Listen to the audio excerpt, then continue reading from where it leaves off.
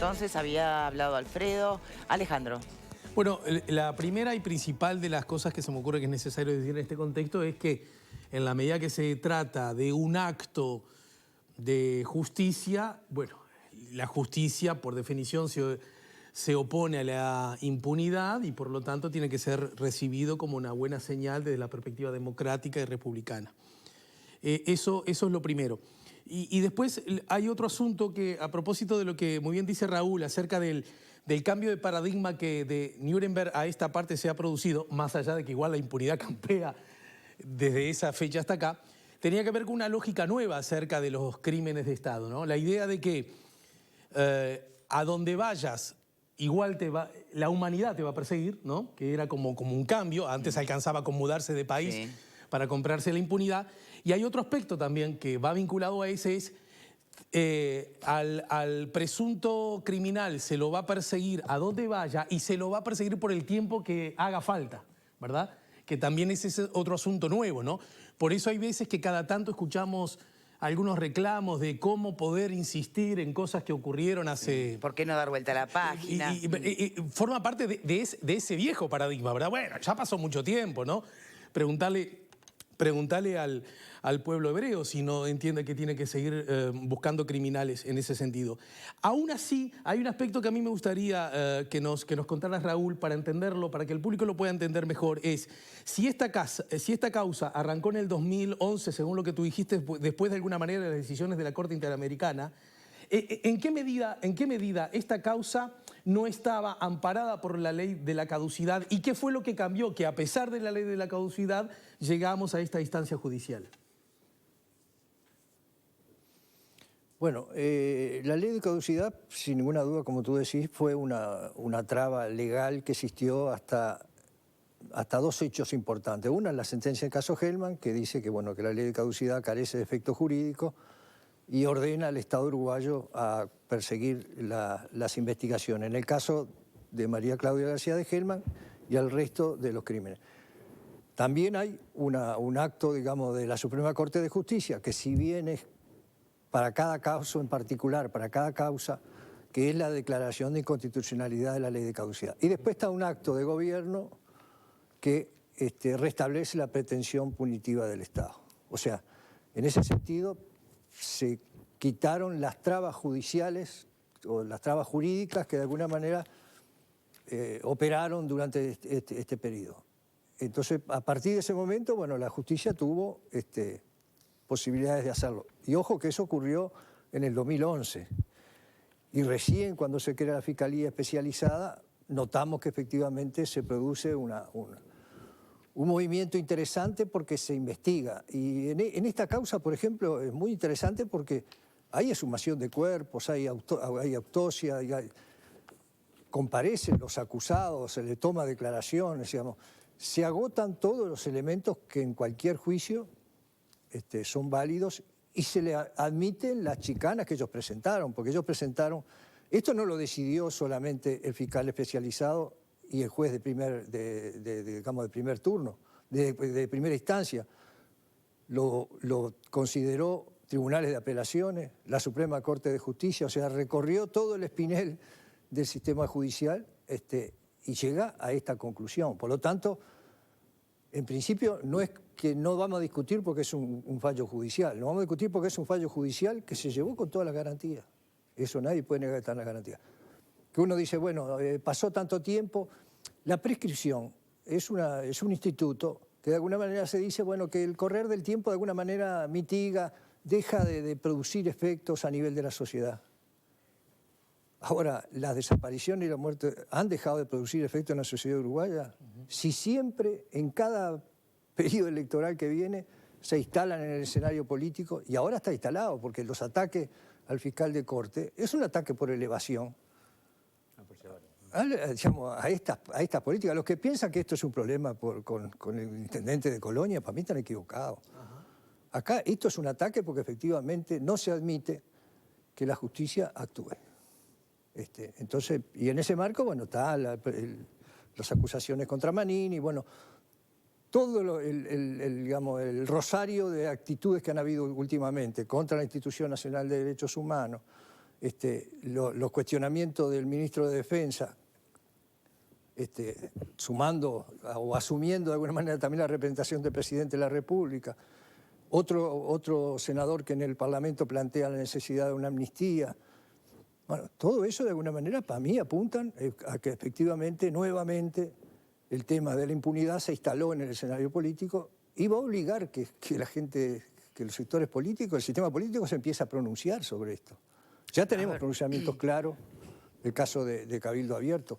Yo quisiera ver el resto, porque a mí me quedó una gran duda del propio, ahora no, renunciante Talvi, cuando él sale de entrevistarse con familiares, cuando el familiares los cita antes de las elecciones, y ellos se comprometen a no cejar la búsqueda de los desaparecidos, los restos de los desaparecidos, un periodista le pregunta, ¿y qué va a pasar con el tema de la justicia? Y Talvi dice, con el tema de la justicia vamos a actuar en el marco de la ley de caducidad.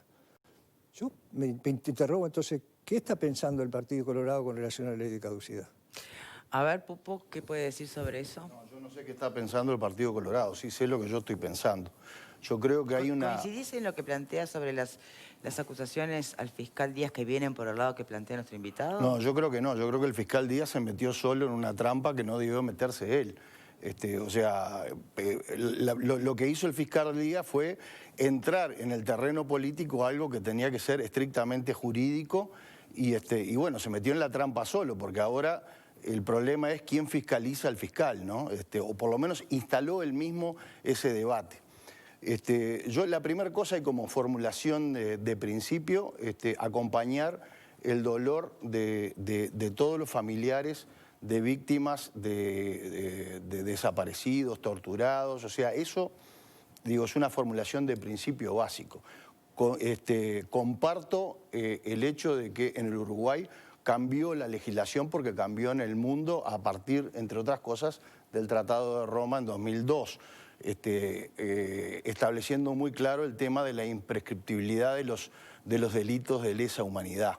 Lo que pasa que lo que no comparto es la visión hemipléjica de los delitos de lesa humanidad. O sea, no solamente se trata de delitos de terrorismo de Estado, se trata de delitos contra poblaciones, es lo que dice el Tratado de Roma, perpetrados ya sea por los estados u organizaciones. Dice muy claro el Tratado de Roma. Por tanto, como decía Alejandro recién, y él mencionaba el tema del pueblo hebreo, yo le digo que, por ejemplo, el atentado contra la AMIA es un delito de lesa humanidad, o por lo menos ha sido perseguido así y se está investigando en esos términos. Los delitos que cometió la ETA en España, la justicia española los está siguiendo según el Tratado de Roma y los considera también delitos de lesa humanidad. O sea que si vamos a investigar el pasado, la invitación mía como persona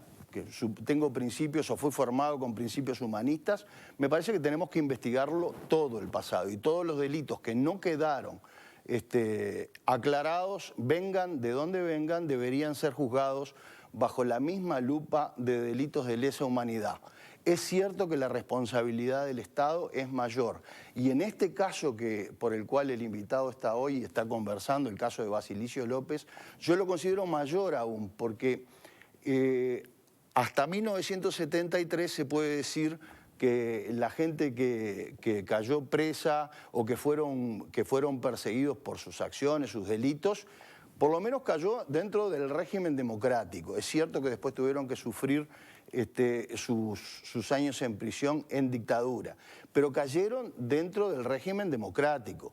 El problema de este tema que nos trae hoy es que justamente se trata de un delito de persecución ideológica que se hizo en 1975, en 1976, liderado por el general Esteban Cristi, por el solo hecho de pertenecer al Partido Comunista. Entonces ahí, para mí es una situación mucho más grave que la de los demás, considero todas graves, pero esto lo considero mucho más grave porque ahí cayó gente que tal vez no se le pueda, que nunca fue juzgado en democracia. Entonces a mí esta situación me duele especialmente Y más me duele como colorado porque el general Esteban Cristi, recuerdo que fue quien encarceló injustamente al doctor Jorge Valle 3 años antes de estos episodios. Así que eso lo quería decir. Virginia. Bueno, primero y por un lado, ¿no? Cuando uno escucha estas noticias, creo que hay dos cosas que rompen los ojos. Primero, lo que es todo lo que tiene que ver con torturas, crímenes de lesa humanidad. Eso sin dudas, ¿no? Además el relato que hacía el invitado Olivera, ¿no? De también cómo se le comunica a la familia la imposibilidad de volver a ver a la persona que hace unos días se habían llevado detenido, en las circunstancias en que lo habían detenido, la imposibilidad de ni siquiera en el velorio abrir el cajón ni acercarse a los militares. Todo eso genera mucha violencia, ¿no? Entonces el relato, la verdad, es fuerte y por un lado es una de las cosas que con estas noticias, como decía, a mí me parece que rompen los ojos. Y la eso otra, que había velorio con un cajón, con un cuerpo. Imagínate las personas que nunca más pudieron dar para terminar la historia de su ser querido, ¿no? Totalmente, ¿no? El tema de los desaparecidos. Por otro lado, también todo el sistema de ocultamiento de la verdad, que no se trata de que una persona haya ocultado o haya dado una versión que no era real, sino que, bueno, en el relato que nos llega hoy, ¿no? De lo que fue la investigación judicial, surge que hubo también una participación activa de parte de la justicia militar y eso también es algo que realmente impacta y nos sacude muchísimo, me parece. Por otro lado, en estos temas, ¿no? Como tú planteabas, el tema de la ley de causidad, que siempre se plantea cuando tenemos estas investigaciones, estos casos, eso se debe, por supuesto, ya sabemos, a un intento de salir hacia la democracia, ¿no? De llegar a la democracia, bueno, pero también hay algo que siempre está en juego en el derecho, que son dos valores, ¿no? Que está por un lado el de la justicia, por otro lado el de la seguridad. Entonces, en el derecho siempre están en juego esos dos valores el de la seguridad que apunta, por ejemplo, hay muchas normas que responden al valor seguridad, como por ejemplo la prescripción, ¿no? La prescripción de delitos podría ser, y hay otros que todos aceptamos más, como por ejemplo una prescripción de una deuda. Y después está el valor justicia. A mí me pasa, que cuando se trata de situaciones de derecho penal y más situaciones como estas, me cuesta mucho abrazar el valor seguridad, ¿no? Y es como que uno tiene un sentimiento de una necesidad de que se haga justicia, de que no haya impunidad. ¿Por qué llegamos a la palabra seguridad? Claro, porque cuando se plantea prescripción de delitos, por eso, es, bueno, llega un determinado momento, seguridad jurídica, de que en determinado momento no se persiga más. Claro, si ya no se persiguió hasta determinado momento, bueno, que a futuro no se pueda seguir escarbando, digamos, pero no entendía el concepto más macro que engloba prescripción y otros. En realidad la prescripción responde a ese valor, valor seguridad, que siempre se plantea como dos valores, justicia y seguridad, que a veces parece que se oponen y lo que es importante siempre es encontrar el equilibrio. Y yo digo que en materia de derecho civil, sin dudas que a veces es fundamental la seguridad. En materia de derecho penal a veces me parece muy difícil. Sí. Pero igualmente existe, por algo existe la prescripción de los delitos, ¿no? Y bueno, en esto, de la mano de eso también viene todo el camino que ha recorrido nuestro país desde 1985, ¿no? O sea, que termina la dictadura hasta ahora. Primero esa ley de caducidad que respondía, bueno, a lo de la salida hacia la democracia, pero también creo que tiene una especie de fundamento en lo de la seguridad, que es lo que se intentaba plantear. Creo que este camino empieza a cambiar, como decía Pupo, ¿no? En el año 2002, cuando se ratifica el Tratado de Roma, que establece la imprescriptibles determinados delitos, que están los crímenes de guerra, delitos de lesa humanidad, genocidio, y coincide en eso también que cualquier persona, así sea una persona física que cometa un delito de esos, debería ser impune, o sea, tiene que ser imprescriptible, porque así incluso lo dice el Tratado de Roma. En forma posterior a eso, en el año 2006 también se dicta la ley 18.026, que modifica algunas disposiciones del Código Penal para armonizarlo con este Tratado de Roma. ¿Y qué pasaba igualmente? Que teníamos por un lado la ley de caducidad y por otro lado esto que decía que los delitos eran imprescriptibles. ¿Cómo entonces se perseguía? ¿Qué pasaba? Que ocurría que la ley de caducidad no decía que prescribían los delitos, sino que lo que decía es no se persiguen. Caducó la posibilidad de perseguirlos por parte del Estado. Entonces todavía generaba discusiones y confusiones en cuanto a cómo resolver estas situaciones. Y ahí se dicta, que creo que es lo que refería el invitado, ¿no? Raúl Olivera, cuando hablaba de un acto, es una ley, la ley 18.831, que restablece la posibilidad, la pretensión punitiva del Estado con respecto a esos delitos. Por eso hoy en día es claro que, bueno, ya no se contradice la ley de caducidad persiguiendo este tipo de delitos. No se contradice porque hay una ley muy clara que restableció esa acción punitiva, tenemos la imprescriptibilidad, entonces todo está armonizado al día de hoy. Me gustaría una reflexión final de nuestro invitado. No, yo le aclaro que yo no soy abogado, ¿no? Por lo tanto, no voy a entrar en una discusión jurídica, pero el Estatuto de Roma, pero sí participé, digamos, en las previas de la discusión del Estatuto de Roma, justamente establece para adelante, no para atrás. O sea que la imprescriptibilidad no tiene nada que ver con el Estatuto de Roma. El Estatuto de Roma no tiene nada que ver porque justamente una de las discusiones que planteamos en aquel momento era que también debería ser retroactiva. Amparándonos en lo que se llama, los juristas llaman Jus Cogens, no sé cómo se llama, algo por el estilo, que significa lo que viene a partir de los juicios de Nuremberg, que es la prescriptibilidad de estos delitos. Pero el Estatuto de Roma, en ninguna de las sentencias, ni siquiera de las defensas de los imputados en todos estos crímenes, el Estatuto de Roma aparece. Porque justamente se establece que no es para atrás, es todo para adelante. Pero lo tipifica todos los delitos. Pero para adelante. Yo lo que creo es que el Estatuto de Roma sí creo que cambia, marca una diferencia, es un mojón. ¿Por qué? Porque se empieza a mostrar con eso la preocupación internacional eso es cierto. por este tipo de delitos y la necesidad de perseguirlos y la necesidad de impunidad. Sí, para adelante. De deshacer la impunidad, quiero decir. Pero siempre para adelante, no tiene retroactividad. Bien. Bueno, Raúl, muchas gracias por habernos acompañado. Me hubiera gustado poder profundizar un poco más en algunos aspectos que usted señalaba como señales de esta actual administración que no le dan demasiada esperanza en cuanto a que se siga investigando. Lo de Gandini, ¿no? Por bueno, yo le pregunté, por ejemplo, lo de Gandini. Si va para el sistema judicial y si el Estado aprueba esta prueba, bienvenido. O sea, yo lo único que quiero decir, porque yo he escuchado muchas veces que en realidad uno, sobre estas cosas hay dos tipos de alegría, ¿no? La alegría que puede tener, llamémoslo, digamos, de la venganza, y está la alegría ciudadana también. Yo siento alegría ciudadana cuando las instituciones del Estado cumplen con sus obligaciones. Raúl Olivera, coordinador entonces ejecutivo del Observatorio Luz y Arburú, muchísimas gracias por habernos acompañado en el día de hoy. No, gracias a usted. Les cuento antes de cambiar de tema, si están refri